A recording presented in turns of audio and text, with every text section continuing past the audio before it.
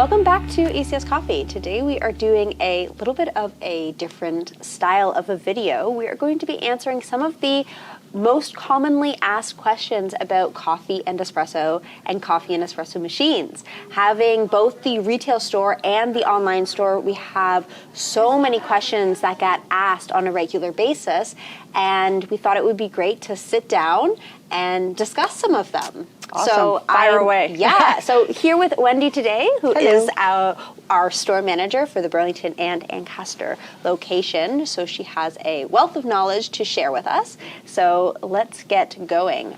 So one of the first question would be, what is the difference between coffee and espresso? So when people want a coffee, it's traditionally no bars of pressure. It's just on a drip machine, how you would think of the old school coffee makers. It's going to be dripped over a medium grind and come through a filter, whether that's paper or metal, and then land in a carafe of some sort. So as soon as you start talking about espresso, everybody always thinks it's got to be dark coffee. It's not. It's just how it's prepared. It's prepared under pressure. And it ends up being intense because usually it's just a small amount. Yeah, absolutely. Yeah, and the coffee is also, I like to also tell customers, it's like, think of like Tim Hortons.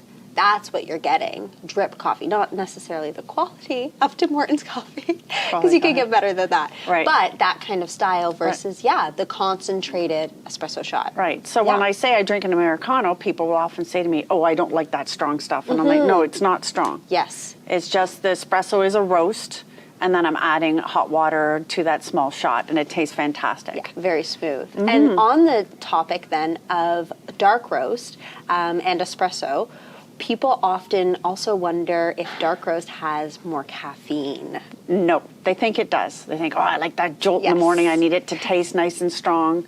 No, so the more coffee is roasted, the more oils come to the surface, but what also happens is some of the caffeine gets burnt off. Yes. So it's actually the less it's roasted, the more caffeine it maintains. Yes, yes, you're right. And it's funny because I think it's almost like people's brains trick them into thinking that the dark roast, because it is kind of like a shock to your system drinking that dark roast coffee. Right. And then they're like, oh, I'm awake, I have my dark roast coffee.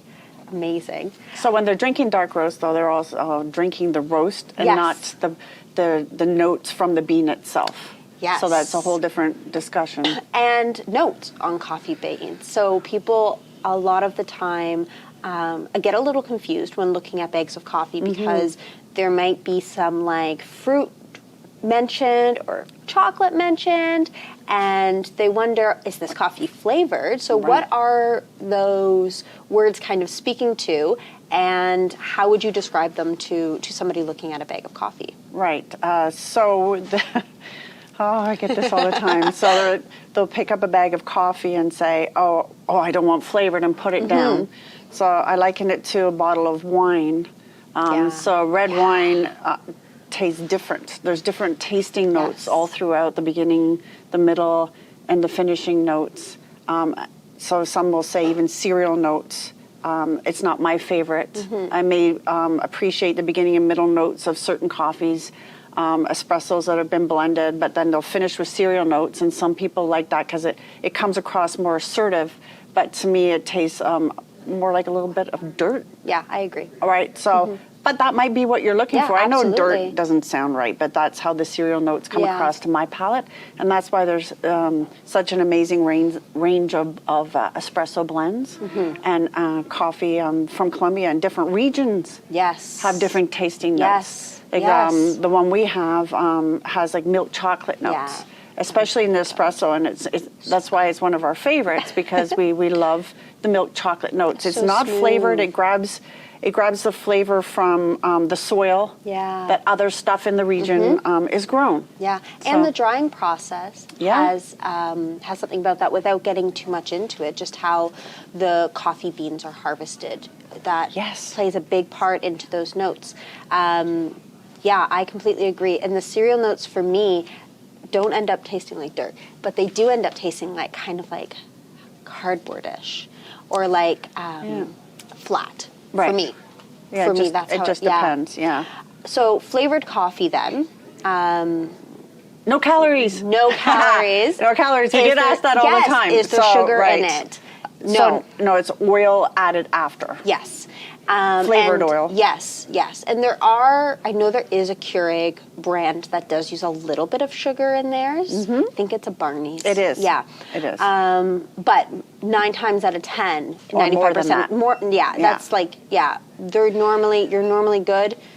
We don't have to worry about that. And most of it is natural and artificial flavors. Yes. So you have to find the balance that works for you. So if you have like a nut allergy, it would be best to then, I guess, stay away from those guys then. For sure.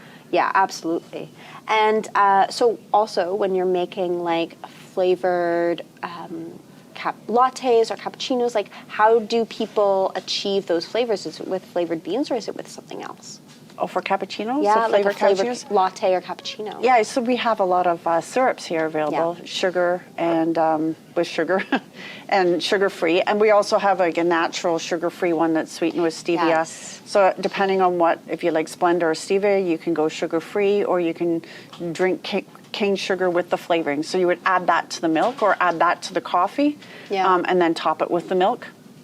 Lots of options to mix and match whatever you'd feel like. And that's all they're doing. They're just putting pumps of syrup in. So when you're at home, you can make it more or less sweet, depending on what you're looking for. Yeah, I feel like if you were to use like the flavored coffees, it wouldn't really come through unless you added extra sugar and extra milk.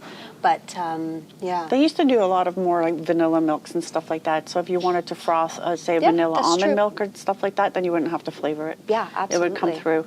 Yeah. So for machinery and equipment, there's so many different things out there, from like automatic coffee machines to espresso machines, semi-automatic. What are some of the main types of machines that we carry here and that customers might see on their search for a different kind of coffee machine or espresso machine? Yeah, so a lot of people will come in and say, I want it to basically do everything, but they don't know if they like an Americano. Right. So most importantly, you, if you haven't tried it beforehand, you can come in and try an Americano and see if that sits with you. If you're used to a traditional drip, you go into your favorite coffee shop and you're always just asking for a coffee. That's not going to be under bars of pressure. Right. Unless you're asking for an Americano. Yes. So try an Americano when you come in, and that is mostly what the super automatics and the big expensive, well, from the not expensive to expensive espresso machines are making. Some of them even have a coffee button. The coffee button is going to push all of the water through the coffee versus a concentrated shot and then hot water on top of it. It does come across softer, especially if you're looking for looking at a Jura and stuff like that. They actually have machines that will change the grind. But I think when you're not used to something under pressure, it takes a little bit to kind of get used to the different tasting notes than a traditional drip. But we have fantastic drip SCA and other certification machines for that gold cup standard. It doesn't taste like a regular old drip coffee machine. It's fantastic and it's hot. And once it's brewed hot, it tastes a lot better. Yeah, like the Mocha Master compared to just like your regular old coffee maker that your grandparents had at home is a completely different experience of coffee drinking. Yeah, but sure. once it's a certain temperature through the whole brewing process, it does makes the coffee taste fantastic. Yeah. And the filters clean it up a lot too. I mean, we have a lot of people still drinking a French press. Yeah. Which is a completely different game changer again. Yes. If you drink the same coffee ground coarse through a French press and it's sitting on the bean for 4 minutes versus something that's going to come through a rated machine, a totally different ball game. But if that's what you love, you'll quite enjoy it. You just got to know that you're going to have coffee fines and more coffee oils in the French press system. Yeah, unless you use the coffee filters. That's true. Those definitely we do have French press filters. Yes, I do like using those. So for espresso machines, I mean, drip coffee is, I think, a little bit easier for people to understand because they're used to it. But when you're looking at espressos, an espresso machine, how do you know, like, say you got an espresso machine, how would you know if your espresso is good? Like, how do you even know that if you're kind of new to it and you're setting up your machine? What are some factors that you look for getting a good shot? First off, fresh beans. Yeah. Oh, and if they're not fresh, roasted within 2 weeks, and they've come from Italy, because then they have to be on a boat. So make sure, make sure you're not digging coffee beans out of your freezer, or you're like, had them for a year or two. Don't store them in the fridge. Yeah. So so fresh as in freshly roasted, or fresh as in opened a brand new bag of beans. You'll be further ahead. And fresh ground. So if you don't have a grinder at home, you can get your beans ground here and get a smaller bag, and then you get it ground, you take it home, you keep it airtight, then it'll be fantastic. So depending on the amount you want to brew, so I'm always using a double shot. I don't understand single shots, because I'm always making I'm always making an Americano, so I need a full cup of coffee looking. So I'm always looking for that 2 ounces in 30 seconds. The machine I have is volumetric, so I know what I'm looking for. So when the shot starts, it takes a few seconds, and then it'll start coming out of the portafilter, and it should look like 2 rat's tails that starts to get blonde near the end. That's how I look at it. It starts to blonde near the end, and about 30 seconds later, when I turn it off, I should have 2 ounces. Yeah. It could be either side of that, give or take, depending on my temp that morning. Yes. But anywhere between 25 and 35, I know my Americano is going to taste really well, especially since I'm starting with a bean that I love, and it has just been ground, and I keep it airtight. Yes.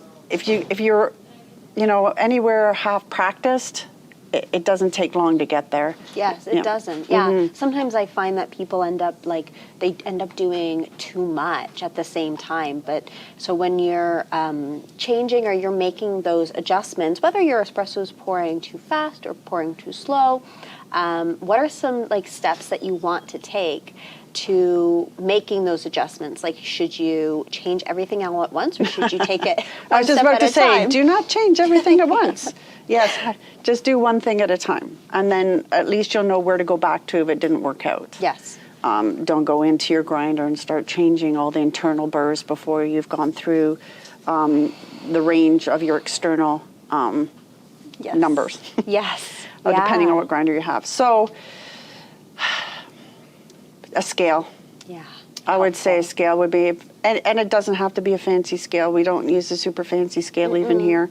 If you have a kitchen scale, as long as it can do grams, it's fantastic. Just tear your container and make sure you have the right amount of grinds for the portafilter size you're going to be using. Yeah. So if I'm using a double, I'm looking for around 18, just for an example. So it is one variable off the table at a time. So 18 grams, it needs to be 2 ounces. If it's pouring one way or the other, I would adjust that, as long as my tamp is consistent. So consistency of tamp. Grind size, because we have tamper levelers, so that takes that off the table as well. And then, so you're either going finer or coarser, depending on your rate of pour. Yes. So you start, checking all the boxes, and it gets down to grind size, and then you're good. Grind size should be the last thing you're adjusting. Yeah. Amount is the most important. Yeah. Then try and get your tamp level, and then start fooling around the ground. And it's not the levelness of tamp, because it just, the water is always going to take the path of least resistance, and it's going to fill in all those cracks. And any angle, and I do it all the time myself. Yeah. I know when I have a bad shot in the morning, I'm like, whatever, I didn't, I hurried that too much. It's too early. I didn't polish it, and I didn't level it off, or I didn't. Yeah. It doesn't, It's not the end of the world. It's not the end of the world. You have a half decent coffee, but then you just try and pay attention next time. So storage of beans, what is the best way to store your coffee beans? So optimal world where you buy your coffee from a local roaster like us, how would you store your beans? And also, when is the best time to use those beans? Is it right after roasting? Like, if I bought coffee on the same day as it being roasted, is it perfect because it's so fresh? No, everybody's always like, do you have anything fresher? Do you have anything fresher? And I'm like, actually, you don't want to use it. They want to take it from the roasting table, and I said, if you want to take it home and drink it, now's not the good time. Yes. So you know that. So what you want to do is keep it airtight. So we do sell airtight containers. So it's something that presses the air away once you get the beans in it. There's other ways you can do it. If you have just try and keep the air away from it as much as possible and not expose it to light. So you don't want it in glass and sitting on your counter or anywhere that's going to be hot. So you get a container, push the air out, and put it up in your cupboard so it's not going to gain any warmth. But never in the fridge, never in the freezer. People are always shocked by that because I always say, so what happens when you take something out of the freezer? Right away it starts to sweat. So now your whole big bag of beans has started to sweat. So your beans have now gone rancid. Yes. And you don't want to drink it right away. You want to have a minimum of 48 hours before you do anything to those beans after it's been roasted. Yes. Yeah. Right. Otherwise, there's so much CO2 in that bag. I have pulled an espresso shot with a bag of coffee roasted like way too soon, like the day after being roasted. Ooh. And it was just for... Did it bubble? Yes, it was super bubbly. It was very bubbly. I know, that's weird. It's weird how I haven't tried it. The CO2 reacts like that. Yeah. Those are some of the questions that I noticed that customers were really asking. But working in the store and dealing with customers day to day, what else are people asking about coffee or about coffee machines that kind of keeps popping up for you guys? So it's consistent about wanting a machine that will do a coffee as well as an espresso. Yeah. And foremost, that is the one that comes up all the time. And talking about hot coffee, they always want a hot cup of coffee. Yeah. So that's when I lead them to the SCA machines, and people are like, oh, that's kind of expensive. And I'm like, but you know, some of them have like 5-year warranty. Yeah. And it's going to be hot, and you're going to enjoy your coffee every morning. Well, not just in the morning. Whenever you want. For 5 years, some of them, and you're covered unless you're, drop your craft. Yeah. But so there's that, and a lot of the add-ons, like how to make everything easier for you if you've tried things and you just want to do the little bit extra, like declumping and extra shot and tamper levelers, and we have all that stuff here that's available for upgrading even the look of your machine. So those people are coming and wanting to do a lot more fancy things with their machine, which is so fun. which is really fun. And also right now camping season is going to be in full gear, so we have a lot of stuff that makes fantastic espresso-like coffee for on the go, like an AeroPress, Harios to sit on your Yeti mug. We sell all that stuff that is just easy to make a really good hot cup of coffee. Yeah, you shouldn't sacrifice your good coffee just because you're camping in the wilderness. Yeah. I know. Yeah, I always take fresh coffee with me in my Hario and my AeroPress. Yes. So as long as you have access to hot water, you're good to go. Yeah. The only other thing is cleaning machines. So what kind of cleaning cycles do machines normally need? How frequently? And like what should or shouldn't you be using? Okay, so no vinegar. No vinegar, folks. No vinegar. So I know everybody wants to use vinegar. Sometimes I smell people's vinegar as they walk in with their machines. So we have... It just lingers and it changes the flavor of your coffee for quite a while, that whole aroma of the vinegar in your machine, and it also can ruin solenoid valves. So if you have an espresso machine with a solenoid valve, don't use the vinegar. We have quite a few options, and we'll put you in the right direction with... we have one from DeLonghi, which is a descaler. So good. That's what I use. 5 goes for $20 Canadian. Great price. And you just... use it 5 times. I use it on all my machines that I have at home. So that descaling, so it's going to be dependent on use and how oily your beans are, and if you wipe your screen on your espresso machine. Coffee pots, we have coffee pot cleaner because the inside of your thermal carafe can get gunked up. And we also have back flush tablets. It's different. The super automatics, like the Euromilan, have so it's cleaning tablets that go in the bypass chute is one thing. That's like doing your back flush, and then descaling is a separate process. So I think some people get that very confused as well. So descaling is for your boiler. That goes in your water tank without a filter. Yes. And then the cleaning is either the back flush on the espresso machine or the cleaning 3-in-1 cleaning tablets for your in the bypass chute. Yes. Not that that's the brand you have to use, but and so are both of these cleaning processes more like preventative and upkeep maintenance, or are they like are they cycles that you would run through when your machine has just stopped working? Oh, no, once, so it happens. People wait for the machines to stop running, and then they're in a bit of trouble, because you think if you're trying to descale it and you have the cleaner in the tank, and the machine won't work, it can't draw that into the boiler to get the gunk out. Yes. So then you're going to be in trouble. You're going to be in trouble. That's when you come to Wayne and see Yeah, the a lot of the machines have a clean me. Yes. Or a light flash and saying it's time to clean. Yeah. So mine at home does, and every 2 months I do the backflash, which is the cleaning, and every 4 months I'm descaling. I just take my filter out, go through and you can kind of taste the difference. Yeah, you can. And sometimes I've noticed you can also, you can hear the difference in your machine. I know I need to descale my machine because when I turned it on today, it sounded a little louder than normal, but taste definitely changes. It tastes a lot cleaner and smoother if you keep up on your regular maintenance. And you can notice a decline in the flavor when it needs that maintenance performed. And also water, Yes. how your water is. What is the best water to use with a machine?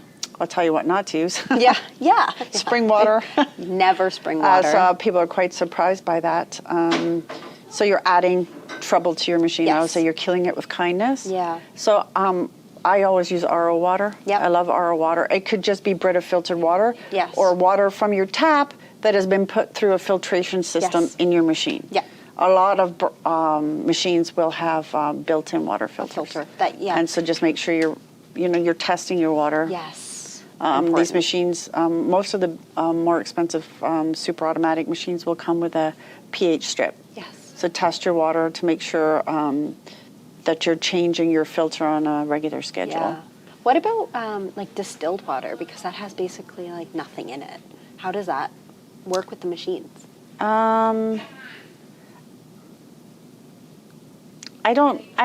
Distilled water I don't think is that good for machines because it's not recognizing it as having any minerals. Sorry. Yeah.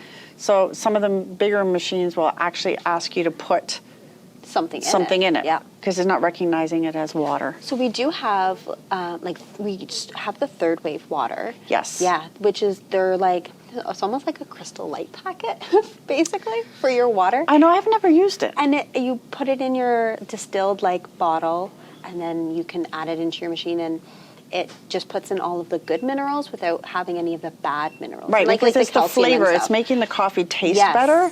Yeah. And I find that with RO water, I can't taste anything in that, so my coffee shines through. Yeah. I don't know if that makes sense. No, I do get that. I get that, yeah. That's why I can pick up when my machine needs its filter changed. I always use just filtered water, and it works perfect for me. Yeah. Which is, Yeah. So I say if you don't have a machine with a fancy built-in filter, at least run it through a Brita. Yes. If you're using tap water. Yes. And don't use mineral. No, anything never, with added stuff. Never. What about kind of going back to the beans? What is coffee beans versus espresso beans? Are they the same, or can I put a coffee bean in my espresso machine? Sure can. Do whatever you want. No, just make sure it doesn't have a lot of oil. Yes. If you have an onboard grinder, just make sure it doesn't have a lot of oil in it. Yeah. So how I liken it to is you got two pieces of metal coming together to crush a bean, and you start adding something shiny to it, it's going to start skipping. Because I've heard my machine skip before. Yes. Because the beans have been too oily. So espresso beans are roasted on an espresso profile on the roaster, which is to bring out the best chance of you having a great espresso. Yeah. But that doesn't mean you can't put coffee beans on it if you like the tasting notes from the medium coffee roast. Yeah. I don't know how much I would use a light. No, I don't know either. But yeah, it's like a suggestion. It's just especially if you're going to somewhere that knows what they're doing and knows how coffee tastes, it's hey, this is how this coffee is going to be best tasted this way. You're going to get the most of this coffee out of this way of brewing. It's sometimes people ask, oh, how does Jamaican Blue Mountain taste through espresso? And I'm you can do whatever you want, but that's a $50 bag of beans, and you're not going to get all of the flavor notes out of it. Right. Jamaican blue and Kona taste so much better through just drip. Drip. Because you can pick up all of those beautiful nuances in the coffee. But then, you put it through espresso and it's just kind of, meh, it's okay. The pressure changes it. Yeah, it does. Yeah. It does. So that I guess that's also the conversation with espresso is blends versus single origins. Yes. Right. Yeah. So if you add Robusta, then it gets more of the crema. Yes. So Robusta is a different type of bean than the Arabica that most of our blends have single origins when you're looking at the 1.21. But so we came up with the Great Scott. So the Robusta, with a 20% Robusta in it, just to give it great crema. Yes. It holds its weight. It's a huge favorite. Yeah, it is. Yeah. It does sell really well. I always thought that I liked a blended espresso until I started drinking the Colombian espresso. And you and I both. I like without fail, every single video we do, it's always Colombian espresso. I know. We had it earlier with the video we did, and I was like, I had a sip, and I was like, yeah, so creamy good. chocolate notes. Yeah. Count me in. Yes, so delicious. I don't think that I have any more questions unless you had anything else you wanted to. No, I'm bring looking up or around the talk store. about. No, those are.